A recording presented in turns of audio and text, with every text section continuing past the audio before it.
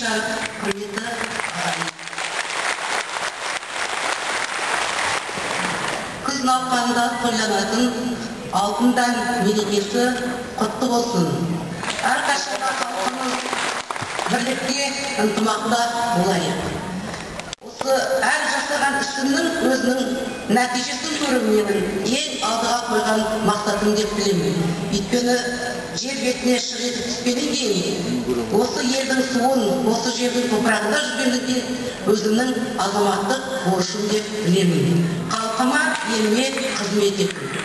Сіздердің алдарыңызда қазір осы Сабантой атты 2 жыл өткен ән-думан бағдарламамыздың неліктен алтын дән еңбек мерекесі аталған себебін сіздердің алдарыңызда медицина ғылымының профессоры доктор Сәметхан Ғаббасовын шақырғым келеді. Сәметхан ағаммен бірге сіздерге орталарыңызда журналист Айсұлу Иманбекова апайымыз шақырғым келеді.